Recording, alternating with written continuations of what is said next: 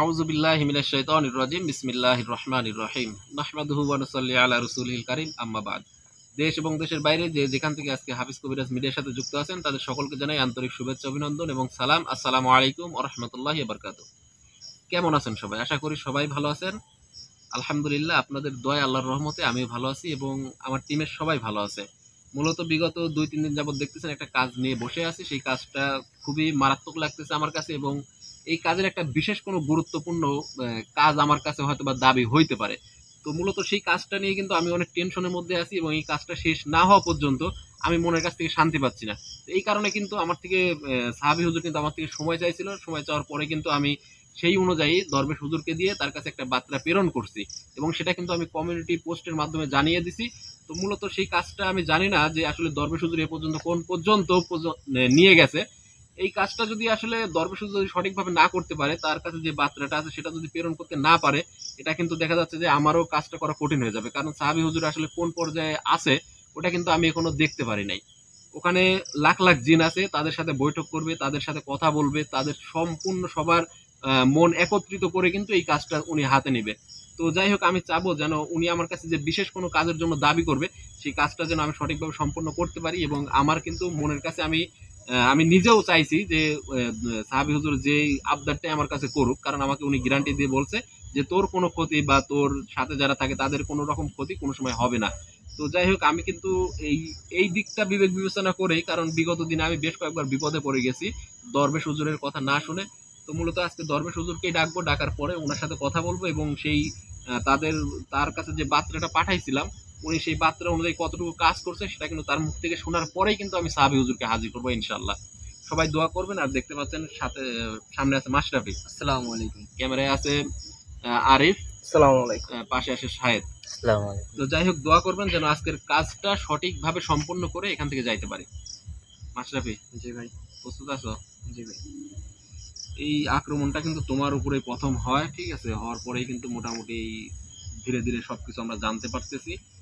তো তোমার থেকেই কিন্তু শুরু। আজকে আবার তোমাকেই বসালাম, জি ভাই। কারণ প্রথমে দরবেশ হুজুরকে হাজির করব। হাজির করার পরে যদি আমি পরিবেশ ওরকম পাই তাহলে কিন্তু আবার মনে করো যে উনি যেভাবে পরিবেশ করতে বলে সেইভাবে ওই পরিবেশ অনুযায়ী কিন্তু আবার মনে করো তোমাকে সাজায় গোছায় কিন্তু যেভাবে বলছিল ওইভাবে কিন্তু আবার করা লাগবে।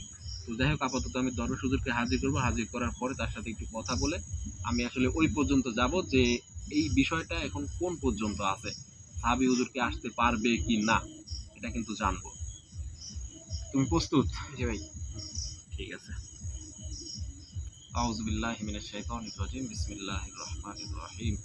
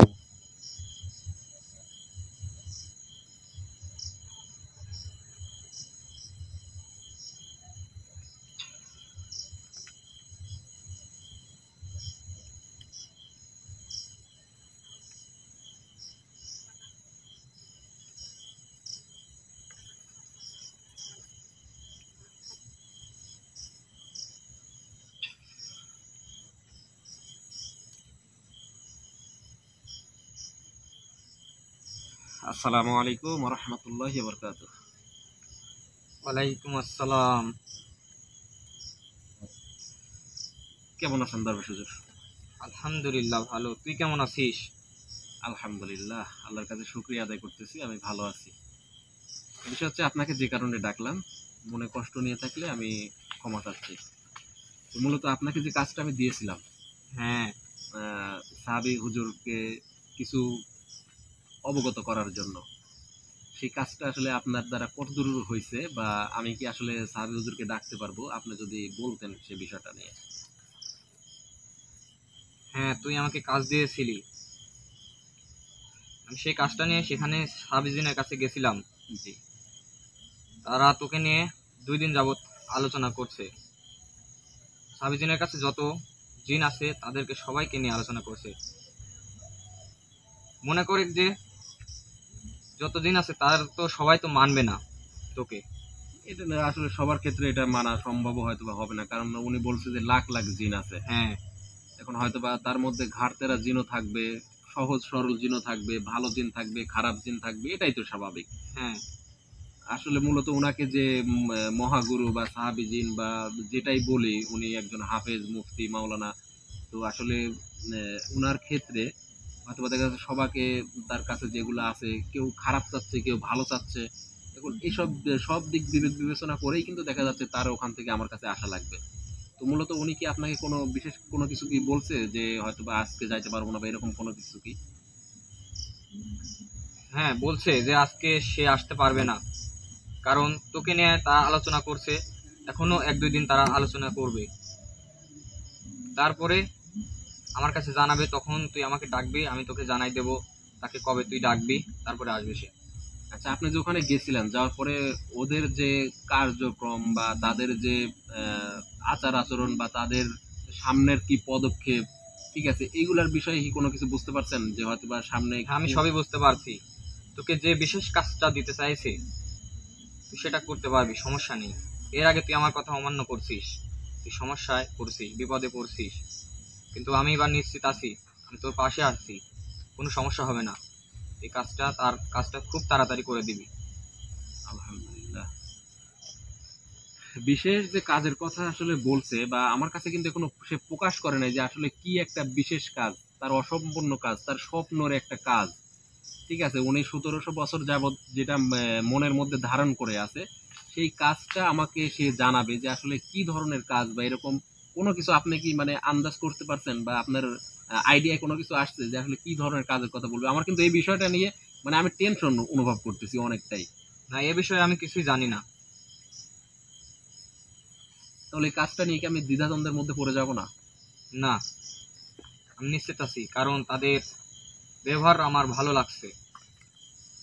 না, আমারও তো ভালো লাগছে, কারণ ওনাকে যে আমি ডাকার পরে মানে ওনার সাথে যেভাবে কথাবার্তা হয়েছে এটা কিন্তু মানে খুবই ভালো লাগছে, আমার নিজের কাছে ভালো লাগছে, আমি নিজেকে ধন্য মনে করছি যে 1700 বছরের কোনো আগেরকার একটা জিন, সাহাবী জিন, এবং উনি অনেক যোগ্যতা সম্পন্ন হাফেজ, মুফতি, মাওলানা।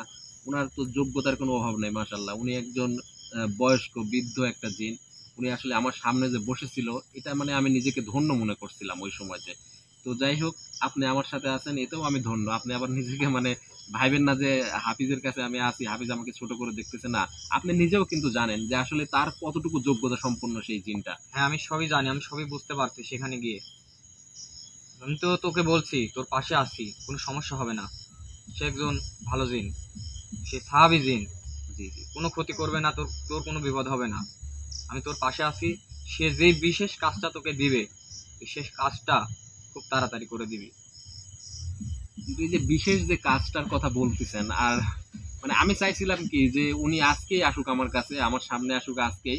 আসার পরেই কিন্তু সে মোটামুটি বৈঠকে বসছে, সেই বৈঠক ছেড়ে এখানে আসতে পারবে না আজকে। সে এখনো 1-2 দিন সেখানে বৈঠক চালাবে, তারপর এখানে আসবে। আচ্ছা, উনি যে আমাকে মনোনীত করছে, মানে ওনার জীবনে অনেক কবিরাজ, অনেক তান্ত্রিকের মাধ্যমে মানে শরণাপন্ন উনি হয়েছে বা তাকে হাজির করার চেষ্টা করছে, কোনো সময় কিন্তু এরকম হয় না। উনি আমাকে বলতেছে যে একমাত্র তোকেই আমি পছন্দ করছি বা মনোনীত করছি। এখন এই ক্ষেত্রে কি আসলে অন্যরকম কোনো কিছু কি এর মধ্যে কি আছে? না, অন্যরকম কোনো কিছুই নেই। কিন্তু আমার মনের মধ্যে ডাউট লাগতেছে, খটকা লাগতেছে যে আসলে মানে এত ওনার 1700 বছরের জিন্দেগিতে মানে এত কবিরাজ, এত তান্ত্রিক, এত জিন, এত অনেক কিছু দেখছে কিন্তু তার জীবনে। কিন্তু হ্যাঁ এই আমি একটা ক্ষুদ্র একটা মানুষ, আমার কাছে কি এমন জিনিস উনি দাবি করবে, এই জিনিসটার বিষয় নিয়ে কিন্তু আমার মানে টেনশনে রাত্রে ঘুম হারাম হয়ে গেছে, এরকম একটা পরিবেশ। সেটা তুই খুব তাড়াতাড়ি জানতে পারবি। 1-2 দিন পরে তুই জানতে পারবি সে বিশেষ কাজটা কি তোকে দিয়ে করাতে চায়, আমার সেটা বলবে। আমার তো মনে হচ্ছে আমি আজকে মানে এই যে আপনার কাছে যে বার্তাটা প্রেরণ করছিলাম, আমার মনে হচ্ছে যে উনি আজকে কেন আসলো না। আমার তো ঘুম হচ্ছে না, আমি আপনার বলতেছি, তো আপনি তো ভালো করেই জানেন হ্যাঁ আমি কতটুকু টেনশনে আছি। কারণ সে আসবে তোর কাছে, 1-2 দিন পরে আসবে। একটা মানুষ যদি কারোর কাছে বলে যে আজকে তোর সাথে আমার কথা আছে বা তোর একটা গোপন একটা কথা আছে, এরকম যদি কোনো কিছু বলে, মানে মনের মধ্যে এই কথাটা না শোনা পর্যন্ত কিন্তু মনটা ছটফট ছটফট করে। তেমনই কিন্তু মানে আমার মধ্যে এরকম একটা অনুভূতি একটা কাজ করতেছে যে আসলে উনি যে কাজের কথা আমাকে বলছে বা বলবে, মানে এই কাজটা না শোনা পর্যন্ত মানে আমার নিজের কাছে আমি শান্তি পাচ্ছি না। আমি ভাবতেছি যে আসলে এরকম একটা যোগ্যতা সম্পন্ন একটা জিন উপসর্গ আমার কাছে কি এমন জিনিস দাবি করবে যেটা আমার দ্বারাই করা সম্ভব। আমি এটাই ভাবতে পারতেছি না। উনার যে ক্ষমতা, উনার যে দক্ষতা, উনার যে আম, মানে উনার সবকিছু মিলায়ে যে পরিমাণে পাওয়ার ক্ষমতা যতটুকুই আছে, এই যে যে জিনিসগুলা এখন তার 1700 বছরের জিন্দেগিতে উনার কাছে লাখ লাখ লাখ লাখ জিন আছে, তারপরেও আমাকে এই ছোট্ট একটা মানুষকে কেন মনোনীত করলো, এই বিষয়টা নিয়ে আমি নিজেকে গর্ববোধ করতেছি। তারপরেও কিন্তু একটু টেনশন হচ্ছে যে আসলে উনি আমার কাছে কি জিনিস চাইবে। আমি এই কারণে দরবেশ হুজুরকে বারবার আমি অনুরোধ করতেছি যে আসলে আপনি যদি জানেন বা যদি আপনি কিছুটা যদি বুঝতে পারেন, আমার মানে সঠিকভাবে আমি এই কয়েকদিন যেন চলতে পারি সেরকম একটা পরিবেশ করে দেন, কারণ আমি এই টেনশনটা নিতে পারতেছি না। সে বিষয়টা আমি দেখব, আমি জানার চেষ্টা করব, সেখানে আমি আবার যাব, যত তাড়াতাড়ি পারি আমি সেখানে যাব, কি হয় না হয় সেটা তোকে আমি জানাবো। আচ্ছা, ওখানে যাওয়ার পরে কি আমার বিষয়ে কোনো আলাপ করছিলেন আপনি যে আমাকে হাফিজ পাঠাইছে বা এরকম কোনো হ্যাঁ, কিছু? আমি সবকিছু বলছি, তোর কথা বলছি। ওনার মুভমেন্টটা, ওনার সামনের দিকে অগ্রসরের পরিবেশটা কেমন বুঝলেন আপনি? বুঝতে পারছি যে সে এখানে আসতে চাচ্ছে, কিন্তু তার কাছে লাখ লাখ জিন আছে। তাদের মধ্যে মনে করে অর্ধেক ভালো, তারা রাজি হচ্ছে, অর্ধেক গুলা মনে করে রাজি হচ্ছে না, এটাই ঠিক। সেই জন্য আসতে পারতেছে না। কিন্তু সে আসবেই, আর সবাই রাজি হবেই, এটা বোঝা যাচ্ছে। সে রাজি করাবেই, কারণ তোকে দিয়ে এই বিশেষ কাজটা তোকে দিয়েই করাবে, সম্পূর্ণ তোকে দিয়েই করাবে। আলহামদুলিল্লাহ, আলহামদুলিল্লাহ। আমিও চাচ্ছি যে আসলে কি এমন কাজ যেটা আমার দ্বারাই করা সম্ভব এবং আমার কাছেই দাবি করবে, এই জিনিসটা আমিও চাচ্ছি যেন আমার কাছেই বলে। এখন আপনি খুব দ্রুত, আমি এই কয়েকদিন আর আপনাকে আমার সাথে রাখবো না, আপনাকে আমি এই কয়েকদিনকার জন্য শুধু ওখানেই যাবেন, ওখানে গিয়ে তাদের পরিবেশ অনুযায়ী যদি আপনার কোনো পদক্ষেপ নেওয়া লাগে বা আমার যদি কোনো পদক্ষেপ নেওয়া লাগে, সেটা অবশ্যই আপনি আমাকে অবগত করবেন।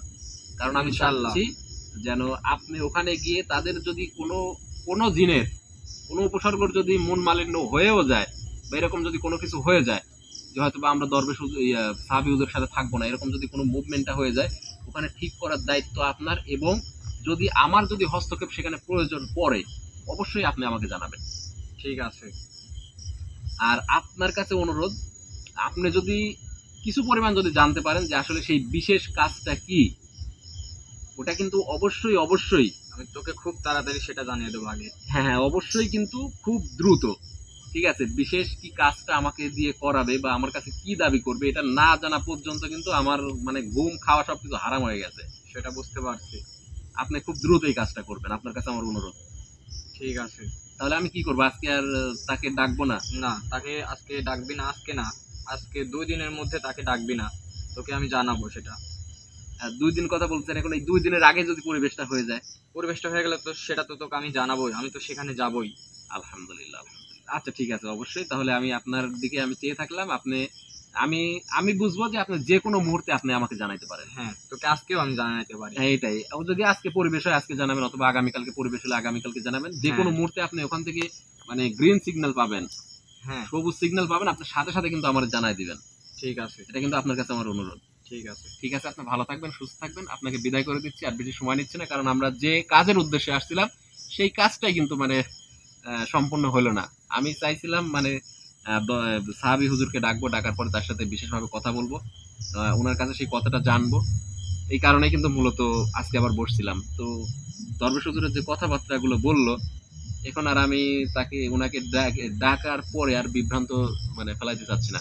তো যাই হোক, সবাই দোয়া করবেন যেন সাহাবী হুজুরের যে অসমাপ্ত কাজটা, যে স্বপ্নটা, সেটা যেন আমার মাধ্যমে ইনশাল্লাহ পূরণ করতে পারি। সবাই দোয়া করবেন, ভালো থাকবেন, সুস্থ থাকবেন। আজকের মতো বিদায় নিচ্ছি। দরবেশ হুজুরের সাথে আমার একটা বিশেষ কাজ আছে, মানে ক্যামেরাটা বন্ধ করার পরে ওই কাজটা করব। সবাই দোয়া করবেন। আসসালামু আলাইকুম ওয়া রাহমাতুল্লাহি ওয়া বারাকাতুহু।